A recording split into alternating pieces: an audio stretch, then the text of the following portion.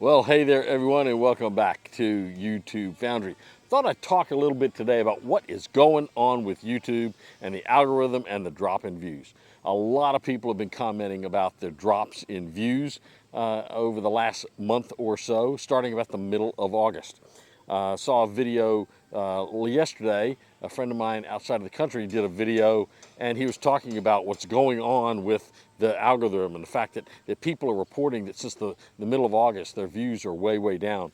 One of the other videos, the outdoor channels that I've watched, commented in there that they had been doing millions of views per month and it dropped to hundreds of thousands of views per month. So they've dropped significantly.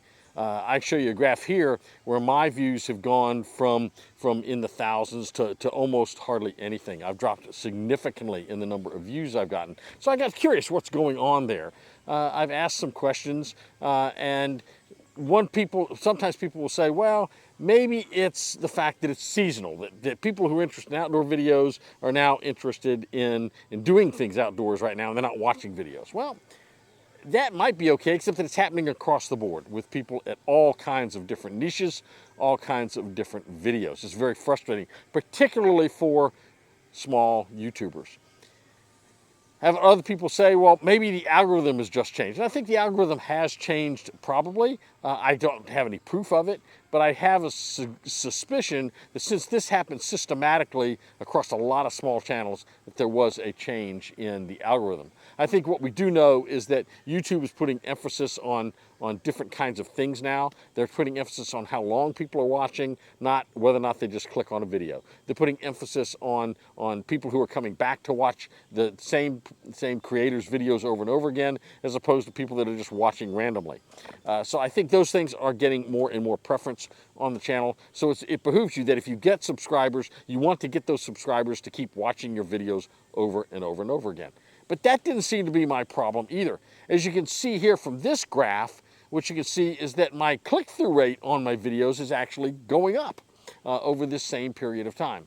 Part of that is because I have practiced some better skills, done some better things with regards to my thumbnails and my titles and my descriptions and my SEO.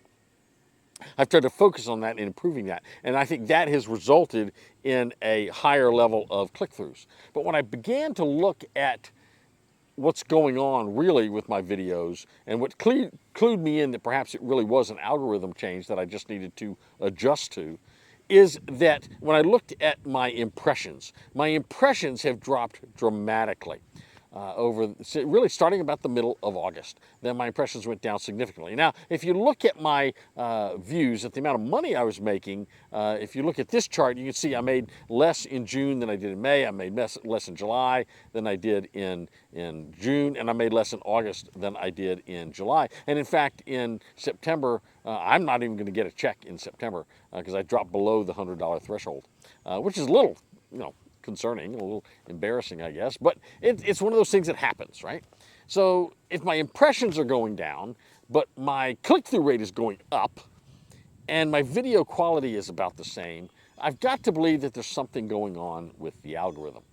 So how do you deal with that? Well, I'm not sure you do deal with it unless you have a lot of insight, unless you really understand the algorithm, which I'm not sure anybody really does.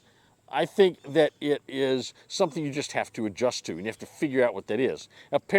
Periodically, YouTube does this. They'll go in and change the algorithm, and it sort of all of a sudden changes the whole dynamic of everything that's going on in your channel.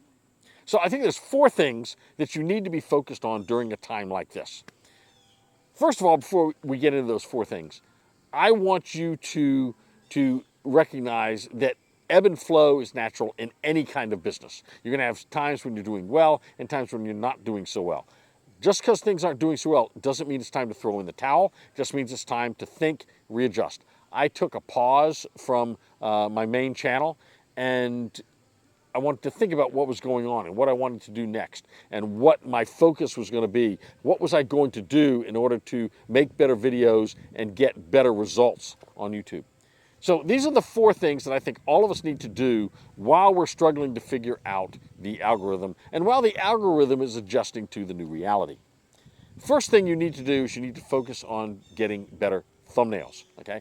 Thumbnails are the thing that get people to stop. When they're scrolling through that phone, when they're scrolling through the TV set and they're seeing all those different thumbnails, what is it about your thumbnail that makes them want to stop and say, whoa, wait a minute, that's something I want to pay attention to? What is it that grabs their attention? That's the purpose of the thumbnail. The purpose of the thumbnail is not to tell the story. The purpose of the thumbnail is not to give them all the information. The purpose of the thumbnail is to get them to pause long enough to read your title. Now, the purpose of that's number two. Number two is a better title. You've got to have a title that evokes emotion, that grabs their attention, that creates curiosity, that makes them want to go click on that and see what this video is about. So the thumbnail captures their attention, the title gets them to click on that and go into the video and watch it. Now, once you get into the video, the next thing is the hook. Don't have a long intro. They recently reviewed my Cowboy Survival channel on vidIQ's Tuesday live review session. I was really thrilled to have that happen, by the way. You ought to go watch it. I'll link that for you down below. It's really cool. It happens in the middle of it. I'll put the timestamp in there. But it's kind of fun to watch them review my video. They like my presentation. They like the theme. They like the way my camera presence. They thought my videos were a little bit, the intros were a little bit too long, except that they did like the dogs. They didn't like necessarily my thumbnails. My thumbnails, they thought, were not capturing the audience. They weren't something that was grabbing their attention. So hopefully I'm working on fixing that. But once you get into the video, you need something really quick. You want to get right into your topic.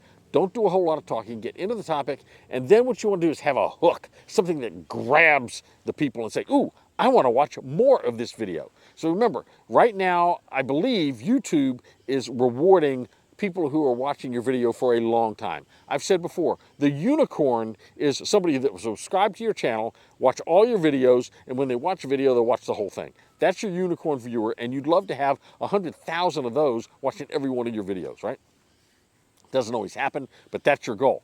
And I think YouTube is rewarding that. They're rewarding when your viewers are coming back and watching your videos again, and they're watching all the video. So the more the video they watch, the more that's going to count, the more you're going to get rewarded for that. So the three things so far is your thumbnail, you've got to have your title, and you've got to have a hook in the first 30 seconds of your video to get them to watch more. If it's a real long video, you might want to have several mini hooks all the way through to get them to keep watching, right? You get them to watch for the next 2 or 3 minutes, then there's a hook that gets them to watch for the next 2 or 3 minutes. Then there's a hook that gets them to watch for the next 2 or 3 minutes. I think that's a good thing to do. Now, the fourth thing is working on your SEO. So one of the things I have done is I'm using AI to do two things for me. The first thing that the AI is doing is I'm asking it to generate for me a list of key search terms and search phrases. Now, I always come up with some of my own, but I want to see what YouTube, or not YouTube, but what ChatGPT will come up with. And I tell it I'm doing a YouTube video on this topic. Give me some key search words that'll maximize my SEO. And it'll usually come back with 10 or about 15 of those. Now, what's interesting is they often include some of the ones I've already come up with, but they also come up with phrases that I had not thought of that are really good to put down there in your tags area. So I put those in. Then what I do once I've done that is I've asked YouTube, I keep saying YouTube, I ask ChatGPT to then write a 100-word description for that video using the search terms, the keywords that it's already identified to maximize the SEO. And so it'll come up with a really great description that captures the image of my video. I sometimes have to edit it because sometimes it says this was in the video and it wasn't actually in the video. It'll have things in there that just aren't right. So I'll tweak the text that I get from ChatGPT, but generally it's pretty good, usually better than I write, and I put that in there along with the key search terms, and what I'm finding is my click-through rate is going up. So I'm improving these things. I'm improving my thumbnails. I'm improving my titles. I'm improving my hooks. I'm improving my SEO. Now, I'm getting all that in place and doing that better and better and better so that when the algorithm comes back around to start showing my video to people again, to start improving my impressions, one of the things we're going to see is we're going to see that I hope my growth is going to skyrocket. I'm going to get a lot more growth. I'm going to let a lot more views and make more money, primarily because I've done my homework now. I'm getting better at the business of doing YouTube content. Hopefully this was helpful. Hopefully you'll get something out of it. Remember what we say, stay on YouTube, have fun, stay safe. We'll see you real soon here on YouTube Foundry.